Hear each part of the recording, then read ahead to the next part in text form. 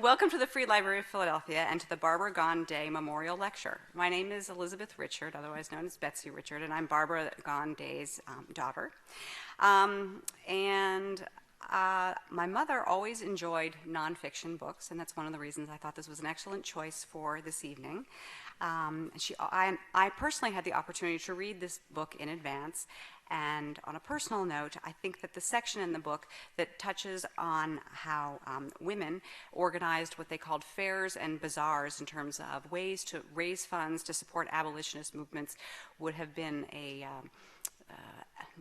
form of microeconomics that my mother would have, and microfinance that my mother would have found very positive and enduring, and the way that women can really make a difference on the small scale by magnifying that and having it grow to have greater implications to support the abolitionist organizations.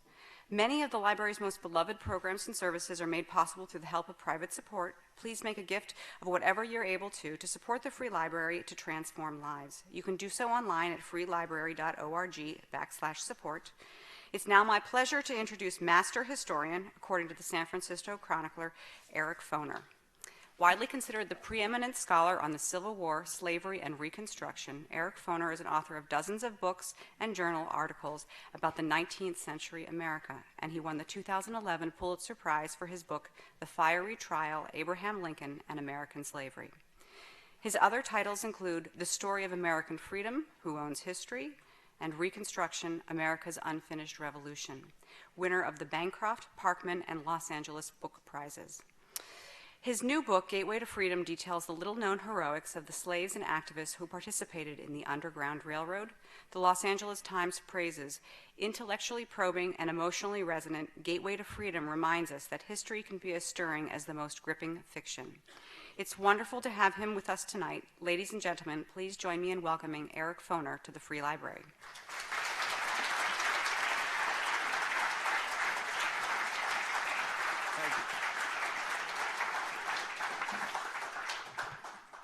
Well, thank you for that kind introduction. I'm very happy to be here at this great institution.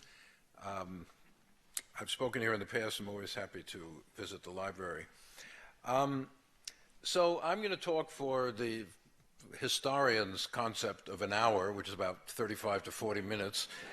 And after that, I would be very happy to answer questions. There will be a microphone around, apparently, for people to pose their questions, so please feel free when I'm finished. People often ask me, you know, I've written quite a few books. A couple of them were mentioned here. How do you choose a topic to write about? You know, often the kind of moment you're living in presents you with a subject you'd like to investigate in history. I remember you mentioned my book, The Story of American Freedom. I remember exactly when I decided to write that book. It was election night, 1994. You may remember that was when the Republicans, as they recently did, you know, took control of Congress under Newt Gingrich with his contract with America and all that. And I remember watching the TV that night, and Newt, who, by the way, is a PhD in history and should know better, Newt was saying that this victory is a triumph for the true American, the true, real American idea of freedom. And I yelled at the TV set, you know, Newt, there's a lot of different American ideas of freedom, and you don't have the only one. And I'm going to write a book to show you you're wrong. So I did. I don't know if Newt read it. But anyway, in this case, this book, Gateway to Freedom, came about completely accidentally because several years ago, a undergraduate history major at Columbia, where I teach, Madeline Lewis, was also employed as walking our dog, a Cocker Spaniel named Sammy. And one day she said to me, you know, Professor, I'm writing my senior thesis about this journalist, Sidney Howard Gay, and I'm interested in the history of journalism and his career. But his papers are all in the Columbia Manuscript Library. And in box 72, it's a pretty big collection, there's this thing called the Record of Fugitives, having something to do with fugitive slaves. I don't know what it is, but you might find it interesting. So I filed that in the back of my mind, and one day I'm up there. I said, you know, bring me box 72 here. And sure enough, there was this, it was actually two little notebooks documents I had never heard of, never seen referred to by any historian, uncatalogued. You wouldn't know it was there unless you looked for it. And basically, in 1855 and 1856, Sidney Howard Gay, who at that time was the editor of an abolitionist newspaper in New York City, kept a record of fugitive slaves who passed through New York City, interviewing. He's a journalist. And so you had the actual voices, or at least through Gay, of like 200 men, women, and children who escaped from the South and passed through New York City. And Gay explained, recorded their experiences, talked about where they came from, how they escaped, and where he sent them. He was very involved in the Underground Railroad in New York City. And that kind of said, I said, I've got to write a book about this. I've never heard of this document. And there was very, very little information out there about New York City and its role in this process. So that's what got me started on this, and I kind of worked outward. It's the first time I ever worked outward from a document rather than having a set of questions and trying to find the documents that illuminate them. All right. Anyway, everybody who's heard of the Underground Railroad in one form or another, nobody really knows when or where that term, that metaphor, originated, but certainly by the 1850s it was in widespread use in the United States. In 1853, the New York Times wrote, "The Underground Railroad has come into," the phrase, "the Underground Railroad has come into very general use to describe the organized arrangements made to aid fugitives from slavery." Okay, that's a pretty clear definition. In the same year, a newspaper in North Carolina gave a different definition. Quote, "An association of abolitionists whose first business is to steal or cause to be stolen, seduced, or inveigled slaves from southern plantations, to steal him from an indulgent and provident master, to carry him to a cold, strange, and uncongenial country, and there leave him to starve in glorious freedom." So that's a different view. Now, historians have long debated to what extent a kind of organized system of assistance to fugitive slaves actually existed. After the Civil War, a number of abolitionists published memoirs in which they talked about their experiences assisting fugitive slaves. These books tended to make the white abolitionists the kind of the central actors in the story. The scholarly study of the Underground Railroad began in the 1890s when Wilbur Siebert, a history professor at Ohio State University, sent questionnaires to surviving abolitionists, kind of modern technique at that time, and got asking for their recollections and about this Underground Railroad, and he published several volumes about it based on these recollections. And Siebert presented a picture of a highly organized system with thousands of agents, what he called a great and intricate network of stations leading up to Canada. And he reinforced this with detailed maps, largely a product of his vivid imagination, that purported to show regularized routes and stations that slaves used to get out of the South and into Canada. But this became the popular view of the Underground Railroad until the 1960s, when another scholar, Larry Garrah, published a book called The Liberty Line, which basically criticized Siebert's methods and conclusions. Garrah wrote that historians had basically given legitimacy to a popular legend, which grossly exaggerated the Underground Railroad and made white abolitionists the heroes and ignored the role of free black communities in the North in assisting fugitive slaves. So most historians basically accepted Garrah's conclusions, and this led to a long period of scholarly neglect of the Underground Railroad. But recently, really in the last 10, 15 years, the subject has been reopened. Local anti-slavery newspapers and correspondence have kind of been digitalized and become widely available. And at the same time, the Underground Railroad has enjoyed a resurgence in kind of popular public history. There's a major national museum now, maybe some of you have seen it, in Cincinnati, the National Underground Railroad Freedom Center, which opened there 10 years ago. The National Park Service, if you go to their website, has a variety of educational activities related to the Underground Railroad, including what they call a bicycle adventure along Underground Railroad routes. I can tell you that in my research, I never found a single slave who escaped by bicycle from the South.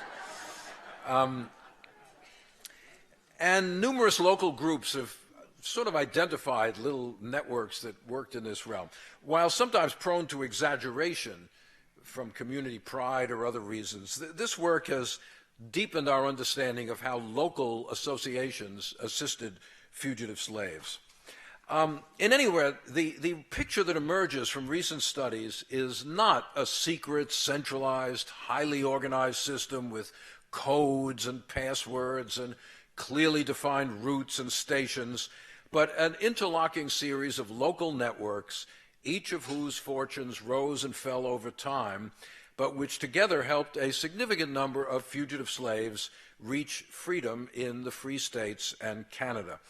The Underground Railroad should be understood not as a single entity, but an umbrella term for local groups that employed numerous methods to assist fugitives. Some of what they did was perfectly legal and open. Some of it was secret and flagrant violation of the law. In cities, these groups were usually called vigilance committees, and Philadelphia had a significant vigilance committee in the 1840s and 50s, although it kind of waned. Like all of these, it kind of went out of existence for about 8 years and then came back into existence in the early 1850s. Vigilance committees and rural anti-slavery activists hid runaway slaves and sent them on their way. Sometimes they violently rescued fugitives from the clutches of slave captors, but they also defended fugitives in court and raised money to purchase their freedom. While many individuals assisted a fugitive slave at one time or another, only a very small number devoted themselves primarily to that task. But rather than operating entirely in secret, as I said, the Underground Railroad was a quasi-public institution. In most northern communities, the identity of those involved in aiding fugitive slaves was widely known. On the other hand, sometimes individuals spent time in jail for doing this. It was a violation of the law. But many reported their activities in newspapers. The Cleveland Vigilance Committee, for example, even had a banner, a placard, which was described in Frederick Douglass's newspaper as follows. This is what they put up. The divine Hercules with a club, the monster slavery at his feet, a woman in the distance with her manacles broken, and he points to the motto, liberty. So they've had this flag or whatever around Cleveland. Well, anyway, my book, which has just been published now, deals with the Underground Railroad primarily in New York City, a place neglected in almost all the literature on the subject. But since, by definition, the Underground Railroad spreads beyond one locality, I also deal with what I call the Metropolitan Corridor, the eastern kind of sector, which stretched from Norfolk, Virginia, up through Washington, Baltimore, rural southeastern Pennsylvania, Philadelphia, New York, and then up to New England and Albany and Syracuse and Canada.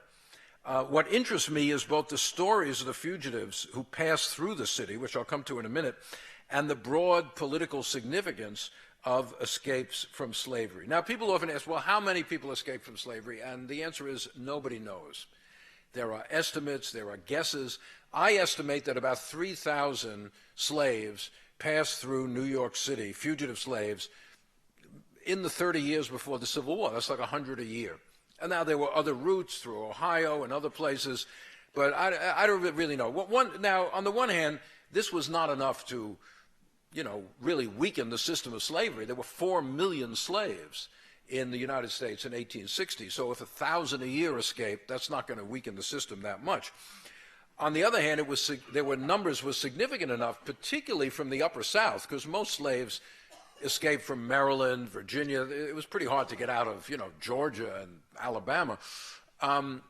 So for those, there was enough to cause problems in the Upper South. It was enough that a Southern physician, Dr. Samuel Cartwright, wrote an article claiming to have discovered a medical ailment, a disease previously unknown to medical science, which he called drapetomania, which was a disease causing slaves to run away. And Frederick Law Olmsted, the New York landscape architect who designed Central Park, among other things, and did a tour of the South in the 1850s, wrote some famous books, he quipped, well, maybe since in the old colonial days white indentured servants had tended to run away, maybe slaves caught this disease from them. But running away had powerful, no matter the numbers, had a powerful impact on pre-Civil War politics. On one level, it simply gave the lie to pro-slavery propaganda about happy, contented slaves. The actions of these fugitives and their allies forced onto the center stage of national politics explosive questions.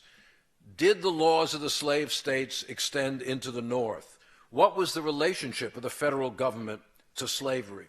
The issue of fugitive slaves was a source of contention from the very beginning of the Republic. It was debated in the Constitutional Convention. The first national law on the subject was passed in 1793, just 4 years after George Washington's inauguration. The status of fugitive slaves became a major preoccupation of American diplomacy. After the Revolution and again after the War of 1812, the federal government made concerted efforts to get back from the British slaves that had run away and acquired freedom by going to British lines. The British unwillingness to return these slaves and unwillingness to return slaves who escaped to Canada was a major source of problems in Anglo-American relations. Mexico also offered refuge to fugitive slaves from Texas and that area, which posed problems with the U.S. relationship with Mexico. The rising number of fugitives was the catalyst for the passage of the Fugitive Slave Law of 1850, a very important measure which required private citizens to assist in the capture of runaway slaves and invalidated local laws and procedures in the North that impeded the return of fugitives and provided strict punishments to officials who failed to capture and return fugitive slaves. Ironically, when it came to fugitive slaves, the white South, usually vocal in defense of local rights and states' rights, favored vigorous national action. In fact, the Fugitive Slave Law was probably the most powerful exercise of federal power in terms of individual American citizens of any measure before the Civil War. And by the same token, some northern states tried to nullify that law, all of which goes to show not that constitutional interpretation is unimportant, but that generally self-interest overrides constitutional principle. When it was good for the defense of slavery, Southerners demanded states' rights. When it was necessary for the defense of slavery, they demanded powerful federal action. It was slavery they were defending, not the power of one branch or another of government in the United States. And certainly, the spectacle of thousands of Americans fleeing to Canada to seek freedom offered a kind of jarring counterpoint to the self-image of this country, which still exists today, as a place to which people come seeking liberty. They come here from tyrannical governments to seek liberty. They don't flee the United States to seek liberty, but thousands of people did. Now, New York City was a crucial way station on this metropolitan corridor. Some of the most famous fugitives in American history, including Frederick Douglass, Harriet Jacobs, Harriet Tubman, passed through New York City. So did Henry Box Brown, who escaped by having himself packed in a crate in Richmond and shipped to Philadelphia, to the anti-slavery office in Philadelphia in the late 1840s. And when they opened the box, out popped Henry Brown. Brown couldn't stay here. He eventually ended up in New York and then England, where he became a celebrated lecturer, appearing with what they called a moving panorama. This was a kind of thing, a giant painting on a wheel or something that unfolded behind him and moved along as he talked about slavery, sang spirituals, and had his box, or a facsimile thereof, on the stage with him. But unlike communities where the anti-slavery movement flourished, New York City had only a very small abolitionist movement. The city had very close economic ties to the slave South. The cotton trade was largely controlled by New York merchants, and the municipal government was pro-Southern. Even after slavery ended in New York State in 1827, the institution in the South was central, as I said, to the city's economic prosperity, and many local officials were more than happy to cooperate in capturing fugitive slaves. So much of the aid to fugitives in New York was done in secret, and chronicling this story was like putting together a jigsaw puzzle or maybe a detective story where the evidence is murky and hard to kind of come by. Well, as long as slavery has existed, there have been fugitive slaves. During the American Revolution, thousands of slaves ran away to the British and obtained their freedom that way. But it wasn't until the 1830s that organized efforts came into being to help fugitives from slavery. The first was in New York City, the Committee of Vigilance, created in 1835 by the black activist David Ruggles, and quickly succeeded 3 years later by the Vigilance Committee of Philadelphia. Now, originally, the Vigilance Committee in New York, and to some extent Philadelphia, focused on combating an epidemic of kidnapping of free blacks for sale into slavery. This has become pretty well known thanks to the movie 12 Years a Slave last year, which told the story of Solomon Northup, a free black man in New York State who was kidnapped and sold into slavery for 12 years. But well before Northup, this occurred in New York and Philadelphia quite commonly, and particularly of black children, just nabbed off the street, sent to a boat, and sent down to the South to be sold. Often it occurred with the connivance of public officials in New York City. Now, this Vigilance Committee, in one form or another, survived until the Civil War. Its active leaders generally consisted of only a dozen or so individuals, mostly black, but some white. Yet the group took part in a remarkable range of activities. They held monthly meetings to raise money, to report on their activities. They petitioned the legislature to expand the rights of free black people. They employed lawyers who went to court to try to stop kidnapping and also to defend fugitive slaves. In 1840, as some of you will know, the abolitionist movement split into two wings. Some of them were followers of William Lloyd Garrison up in Boston, who was believed only in moral suasion, not political action. Some of them went following Louis Tappan, the New York abolitionist, who believed abolitionists should work more closely with churches and go into politics. But anyway, because of this split, a second outpost of the Underground Railroad emerged in New York City. Most of the original people went with the Tappan group, but Sidney Howard Gay and his newspaper, the National Anti-Slavery Standard, were connected with Garrison. So there are now two, by the 1840s, there were kind of two groups trying to help fugitive slaves in New York City. They had a kind of friendly rivalry. They cooperated, sometimes they were at each other's throats, but they usually worked together. The second group was centered at the office, as I said, of the National Anti-Slavery Standard newspaper, led by this editor, Sidney Howard Gay. His right-hand man was a fellow with the resonant name Louis Napoleon, a black porter who worked in his office and, though illiterate, took part in many activities relating to fugitive slaves. When I first looked at this record of fugitives, on the first page, Gay writes, so-and-so turned up, Napoleon took this person to the train station to go to Albany. And I said, well, who is Napoleon here? That Napoleon is in New York City in the 1830s? No, wait a minute, I thought he died. No.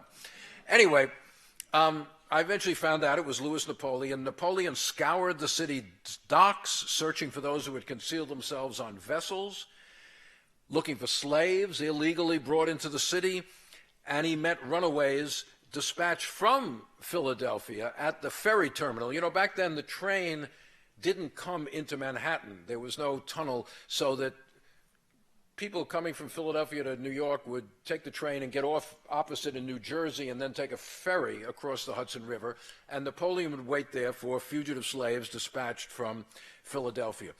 In one court case, the attorney for a slave owner sarcastically asked the abolitionist lawyer John Jay if the Louis Napoleon, who had brought this case, was the Emperor of France.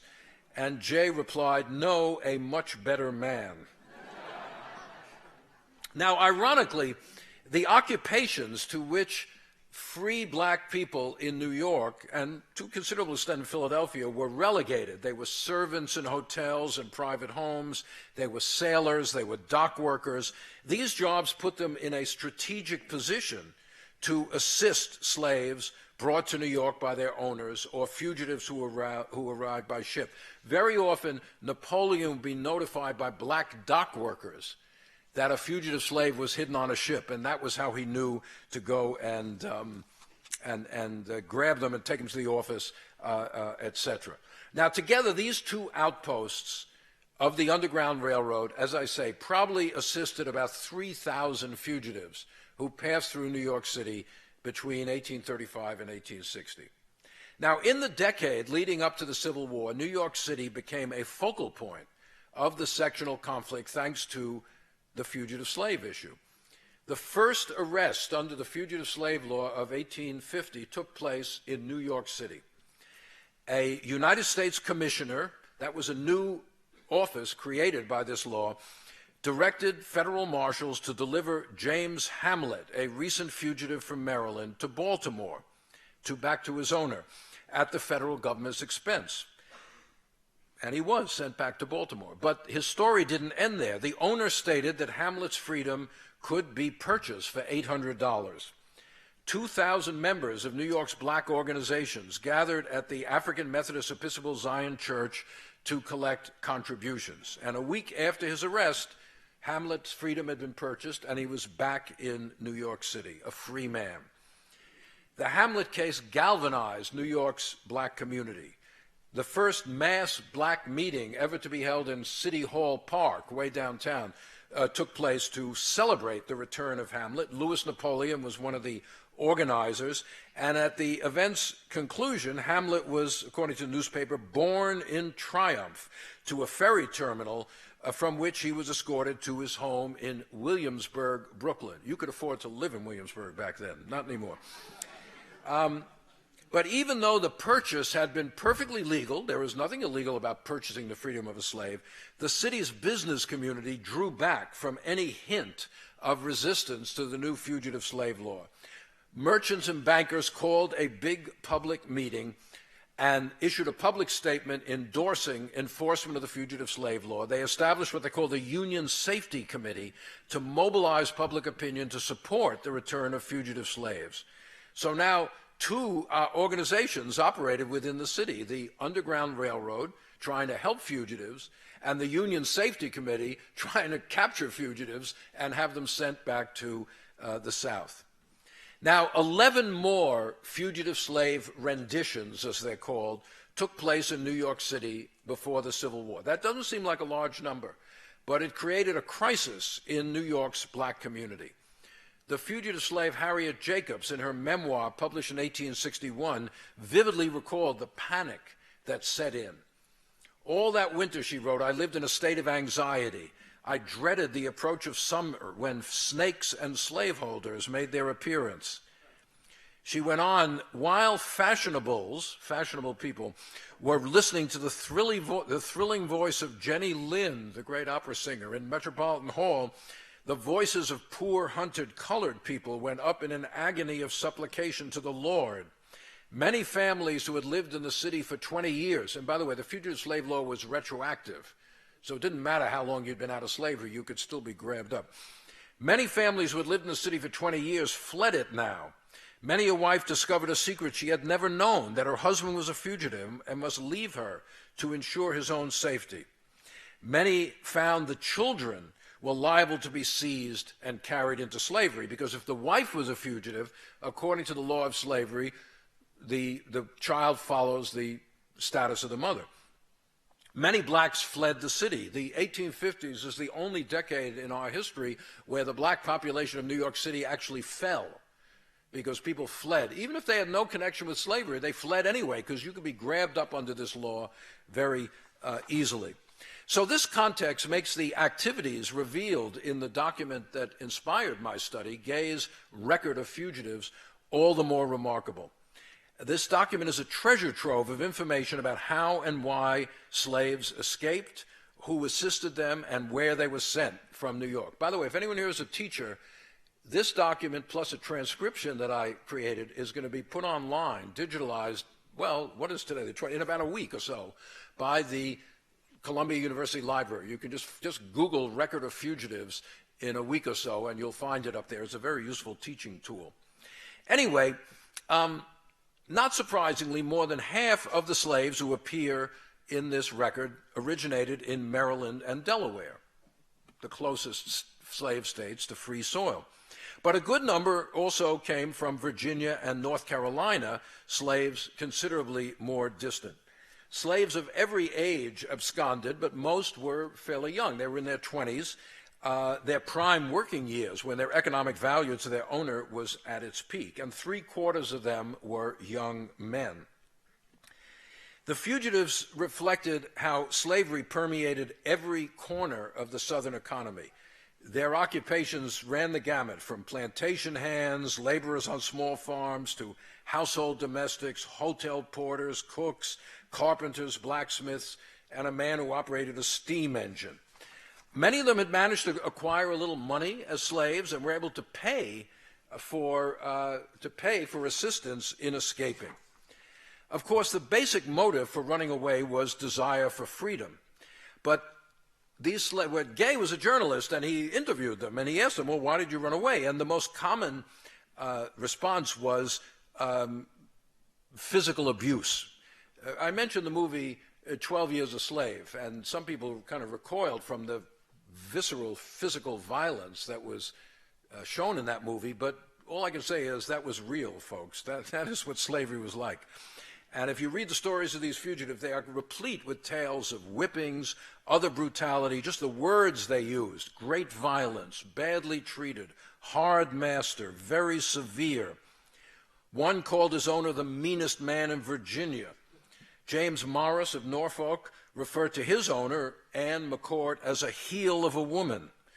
And he wrote a brief account for Sidney Howard Gay of the treatment he had received. Quote, 1 meal a day for 8 years, sold 3 times and threatened to be sold the 4th, struck 400 lashes by the overseer, chopped across the head with a hatchet, and bled 3 days, tied hands and feet and knocked down with a stick, made to stand out in the cold 4 hours for punishment without shoes on. Now, second only to physical abuse as a reason for running away was the ever-present threat of sale. Many slaves ran away to avoid being sent to the auction block or after some members of their family had been sold. Now, many fugitives escaped in groups, often family groups, not just individually. There were groups of husbands and wives, brothers and sisters, even some with small children, but running away meant leaving relatives behind: fathers, mothers, cousins, brothers, sisters, children. Many of these fugitives sought assistance in retrieving family members. They asked Gay or William Still, the black abolitionist who ran the Vigilance Committee here in Philadelphia. Once they got out, they asked for help in rescuing family members, but usually that was pretty impossible. Now, even though the typical image, the popular image of the Underground Railroad is kind of in your mind of slave escaping on foot, hiding in the woods during the day, running at night. In fact, as I said, large numbers escaped in groups. Many absconded on ships.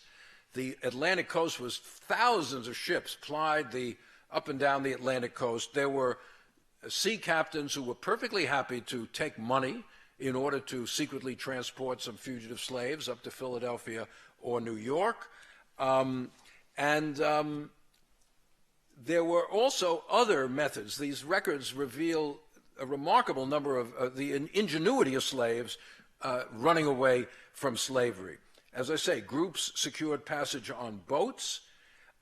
Some departed by train. That's how Frederick Douglass got off. He just borrowed the free papers of a sailor, got on a train in Baltimore, and ended up the next day in New York.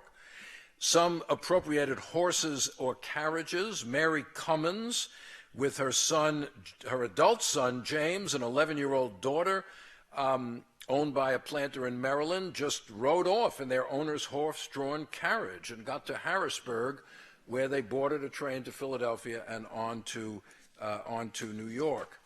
Now, the record of fugitives, along with these dramatic, really gripping stories of individual escapes, also contains insights into the operations of these networks along the Atlantic coast. Many of these fugitives have been assisted by Thomas Garrett, who lived in Wilmington, in a slave state, but right over the border, as you well know, from Pennsylvania. Something like 50 of the 200 slaves listed had been assisted by Thomas Garrett in Wilmington. But more common than that, below the Mason-Dixon line, was assistance from random individuals unconnected with any network, generally free blacks or slaves, who would offer some advice or help to people escaping. Once they crossed the Mason-Dixon line into southern Pennsylvania, fugitives encountered many more persons, both black and white, willing to help them. The role of Quakers in assisting fugitives was well known to slaves. One, Henry Cooper, who escaped on foot from Maryland into Pennsylvania, told Gay, he said, "When I reached North Chester, not far from here, I stopped at a house and inquired for Quakers." He just knocked on the door and said, "Send me to a Quaker, will you please?" Because they figured Quakers would help them out. So this operation of Sidney Howard Gay in New York City stood at the kind of crossroads or nexus of two sets of Underground Railroad networks. One was in southeastern Pennsylvania, centered on William Still's office here in Philadelphia, and the other was in upstate New York, where anti-slavery activity was very, very open and common. The vast majority of the runaway slaves sent onward, many of them had come through Philadelphia by train to New York, and then he quickly sent them upstate and then to Canada. Up there, the fugitive slave, the Underground Railroad operated with amazing impunity. In Syracuse, which was a major center, Syracuse was known as the Canada of the United States because of its anti-slavery atmosphere. The guy who ran the Underground Railroad there was a fugitive slave himself, Jermaine Logan. Logan became known as the city's, quote, Underground Railroad king, and his operations were flagrantly public. A local newspaper complained, "Logan drives his wagon loads of deluded fugitives around the city in open daylight," and nobody did anything about it. Sympathetic newspapers reported on the arrival of runaway slaves at Logan's and published annual reports on the number of fugitives who passed through the city. Logan placed notices in newspapers publicizing the presence of slave catchers in the city and calling on citizens to run them out of town. In 1859, he held a fundraising event at his house, and according to a newspaper, the house was crowded with visitors and friends of the Underground Railroad, including 30 fugitive slaves who had found employment in the Syracuse neighborhood. Well, this record of fugitives of Sidney Howard Gay ends in 1856, but fugitives continue to pass through New York City, and the issue of fugitive slaves played a significant role in the secession crisis. Even though few slaves reached the North from South Carolina, the very first complaint against the free states in South Carolina's declaration of the causes of secession was about the obstruction of the return of fugitives. That was their biggest complaint in the secession crisis. But the Civil War fundamentally transformed the opportunities available to slaves who were seeking freedom. From the very beginning of the war, as soon as federal troops entered a locality, and in Maryland that was the beginning of the war, slaves sought refuge with the Union Army. At first, the Lincoln administration tried to return them, but that quickly broke down. Many slaves flocked to Washington, D.C., now the capital of an anti-slavery government. As slaves by the hundreds and then thousands sought refuge behind Union lines, the administration's initial policy regarding fugitives unraveled. By the end of 1861, Lincoln himself declared that slaves who reached Union lines had become free.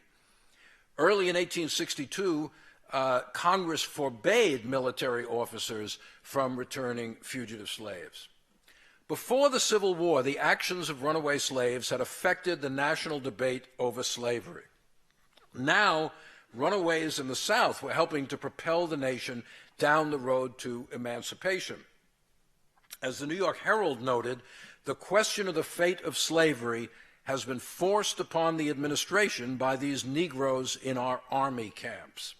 No longer did slaves have to reach the North or Canada to escape. Far more slaves, men, women, and children of all ages, escaped to Union lines than had reached the free states in Canada before the Civil War. An end is put to the Underground Railroad, wrote James Miller McKim, a leading abolitionist here in Philadelphia. I take this opportunity, McKim wrote, to thank the contributors to the treasury of the Philadelphia Vigilance Committee, and to notify them that in all probability we will have no further call for their aid in this particular line of business.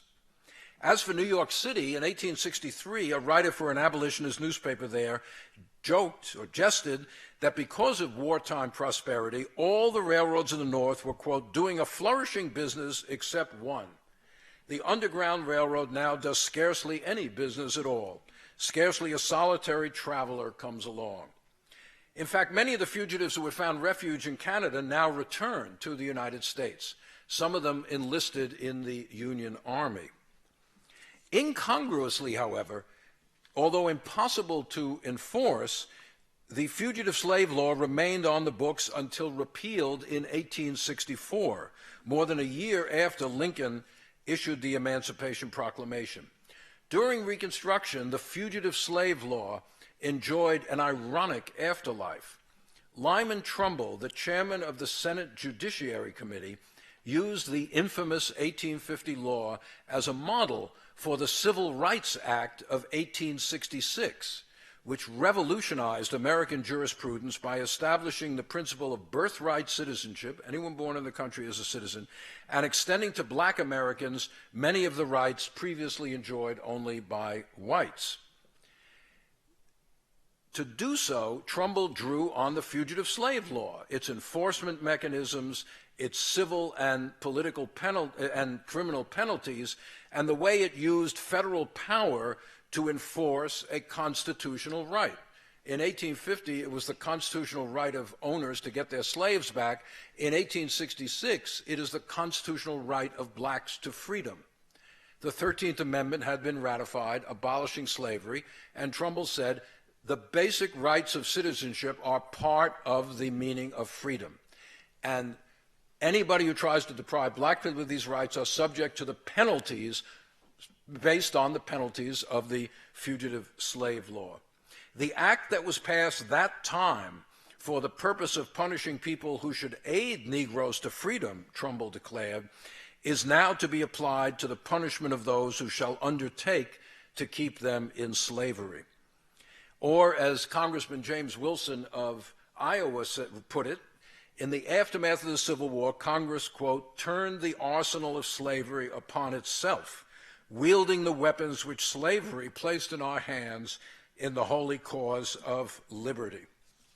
Well, after the Civil War, these people involved in the Underground Railroad, many of them continued their efforts to assist African Americans. William Still here in Pennsylvania was very active in setting up employment offices for black refugees from the South, a black YMCA, things like that. James Miller McKim, another Philadelphia abolitionist I mentioned, was instrumental in organizing assistance to fugitive slaves, not fugitive slaves, to emancipated slaves in the South, beginning in the Sea Islands of South Carolina in the end of 1861.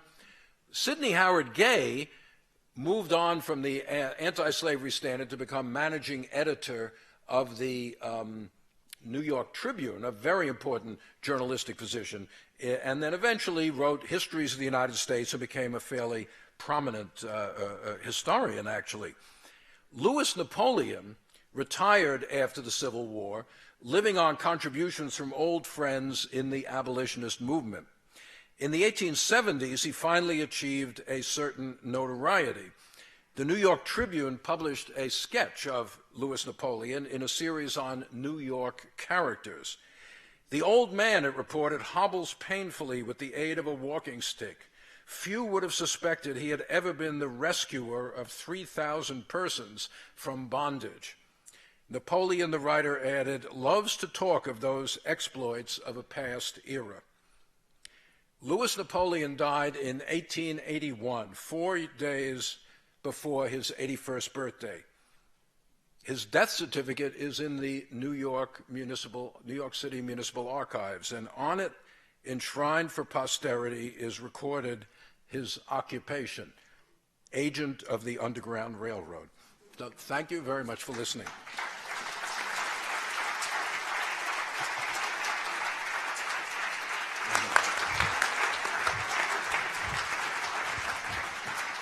Thank you. Yeah, our colleague here will handle the question. If anyone has a question, yes, there's a gentleman way in the back. Okay, I'll tell you what, we'll start toward the front because it's going to take an hour to get back there. Well, not to preempt you. But is there anybody in front who has a question? Yes, Morris. All right, use the mic. Thank you.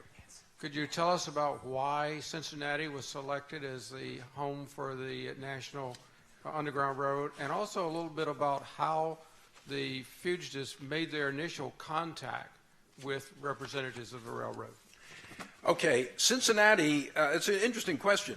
Well, first of all, I'm dealing with the East. There was a significant set of organizations in the West of people escaping from Kentucky and going up through Ohio, and Cincinnati, right on the Ohio River, was a major place where fugitives, if they could get across the Ohio River, would find some assistance from abolitionists. So it's a logical place. But in fact, the reason it was set up there was, and I was on the board which sort of helped to kind of design it, so I was very involved in these discussions.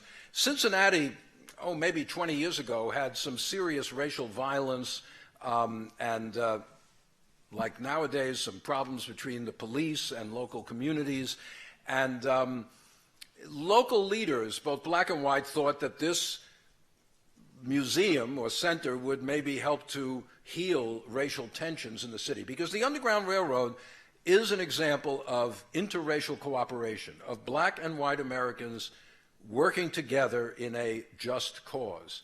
And it was felt. Now, I don't know if going to museums is going to solve all the problems we have in this country, but I think there was, and in fact, most of the money came from Procter & Gamble, which is a major, corporate presence, and was probably they were a little alarmed at the problems that existed in Cincinnati. So that's why it was founded. It's still there. It's worth visiting if you find yourself. It's right on the river near the baseball and football stadiums, a very prime location.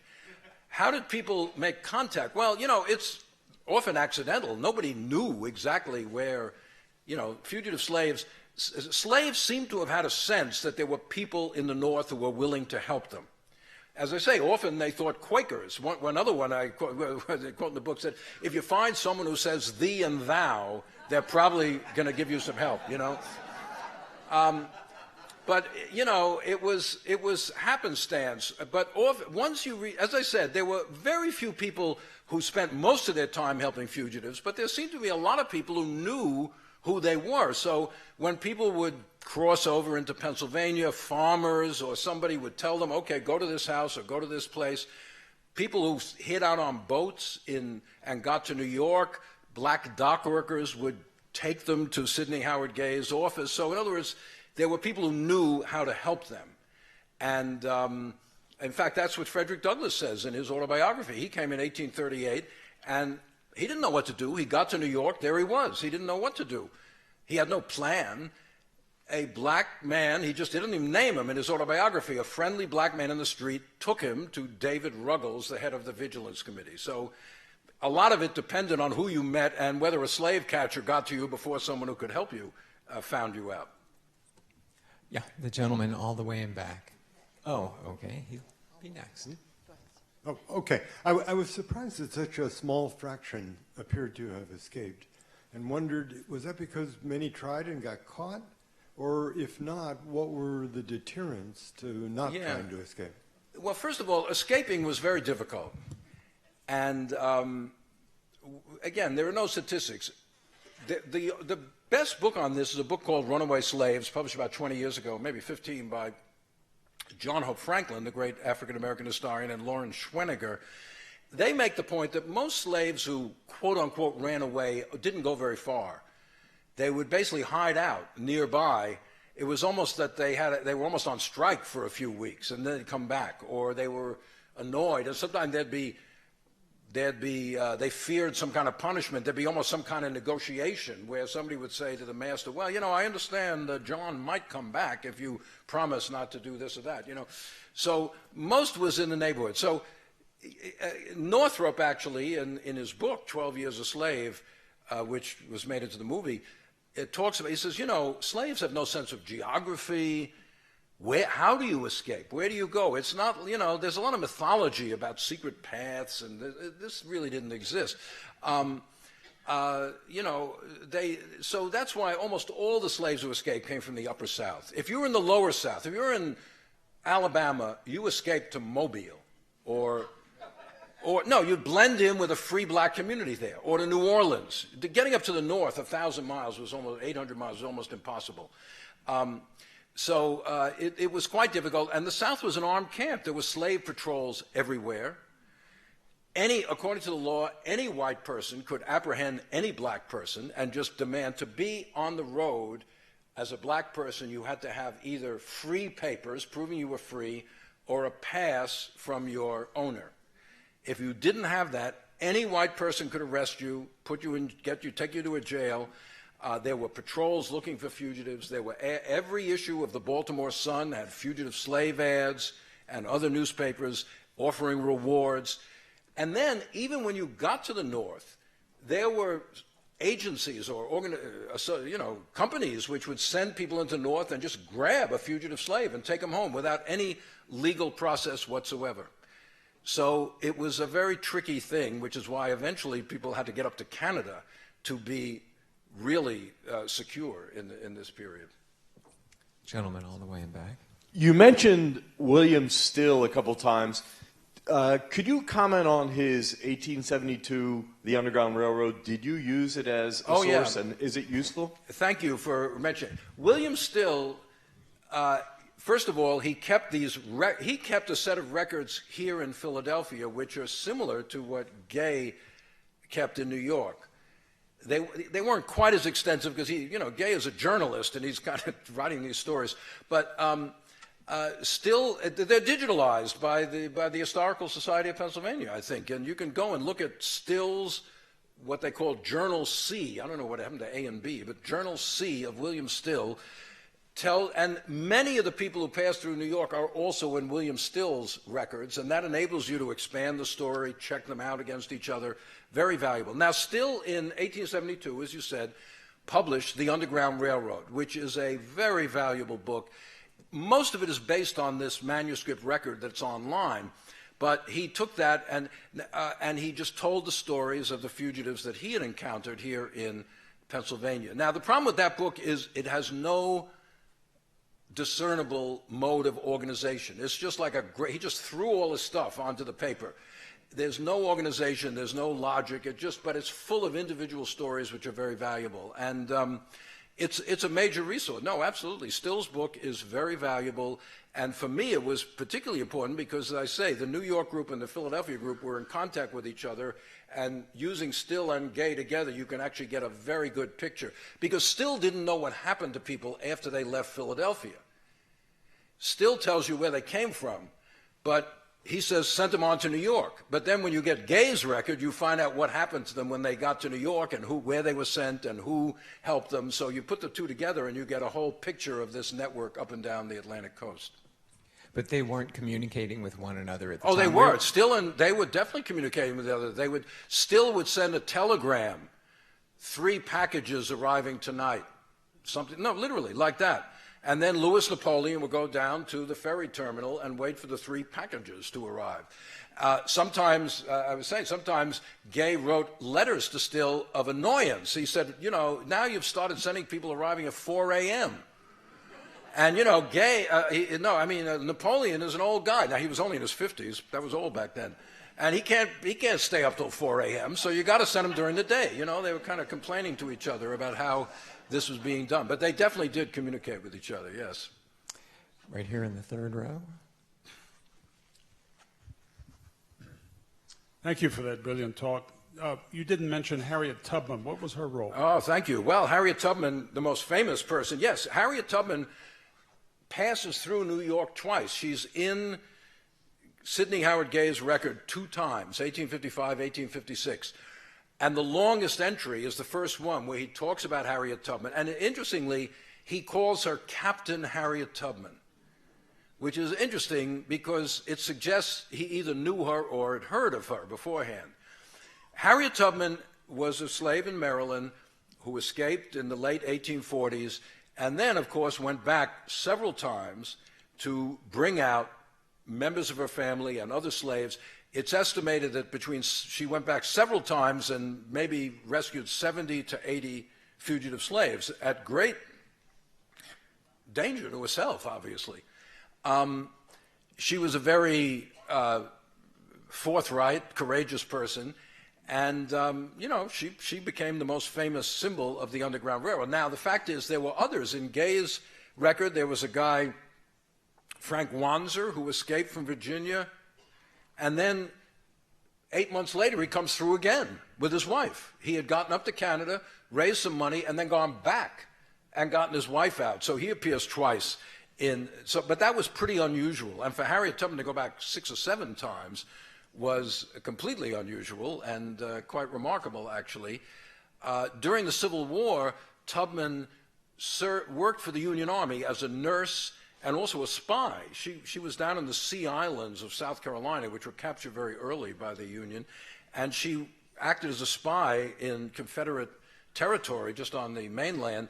And at one point, she led a group of black soldiers on a raid into South Carolina, running off hundreds of slaves. After the war, she applied for a veteran's pension, but she was refused because she wasn't officially a member of the Army. Women couldn't be officially a member of the Army. And it was only when she married a black veteran that she was able to get a pension as a widow eventually. So it's an interesting story, Harriet Tubman. Got time for a few more questions. All the way in front here, and then one more. Okay. There's a lady with her hand up about 3/4 of the way back. Am I next here? Okay, a comment and then also 2 questions. Your talk was excellent. Thank you very much. Thank you. The Underground Railroad Museum is also excellent.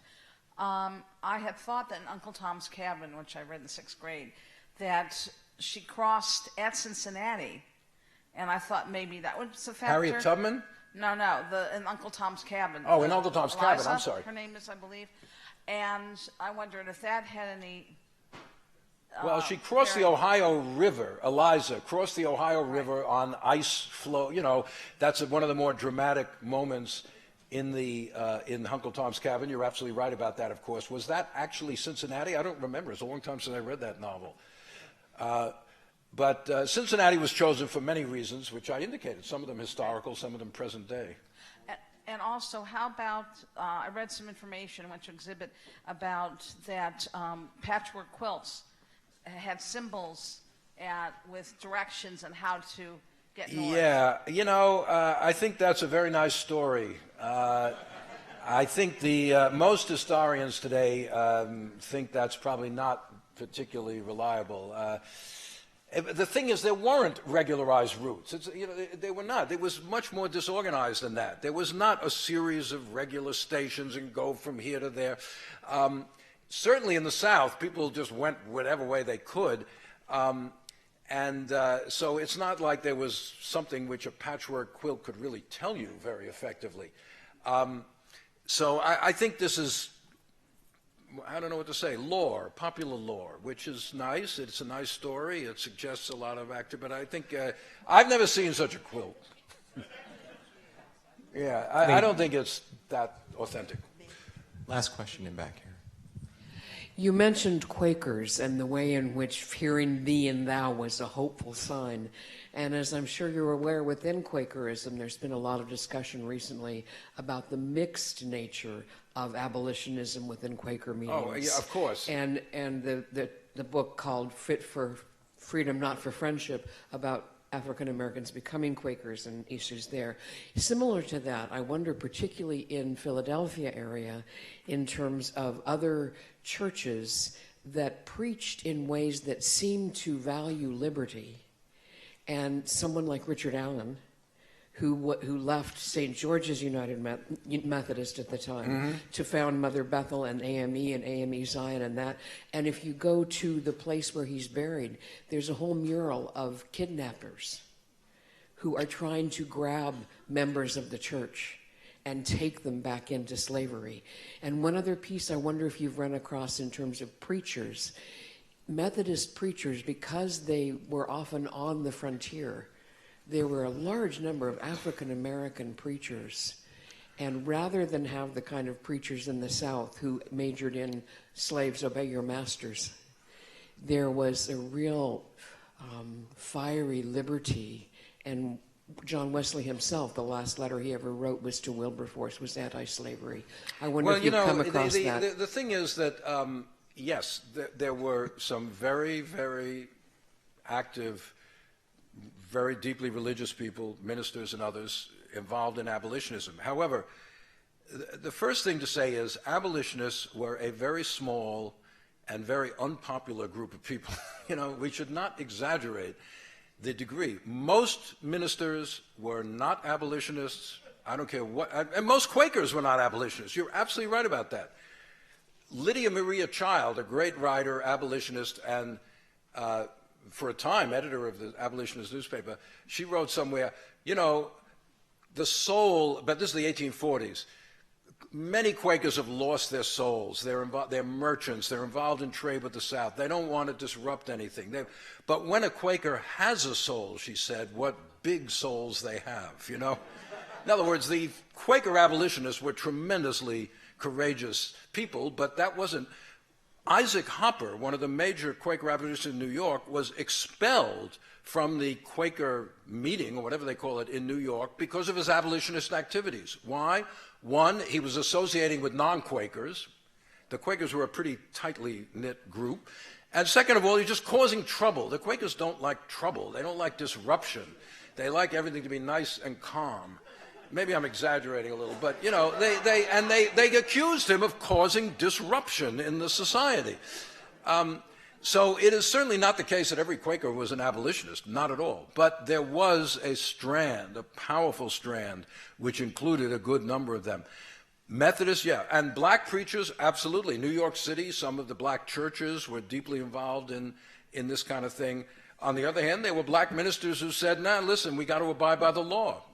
The Fugitive Slave Law, terrible, but we must abide by the law, the rule of law. There was major minister of St. Philip's Church, the largest black congregation in New York City. We got to abide by the law. So I don't think there's a generalization you can make about any religious group or any type of preacher except to say that abolitionists were a very small group of people. And after the Civil War, they became retroactively very popular. But they weren't before the Civil War, unfortunately. So that gives more credit to them operating in New York and Philadelphia in circumstances which were quite difficult, but they did get a great deal accomplished. Okay, thank you all very much for listening.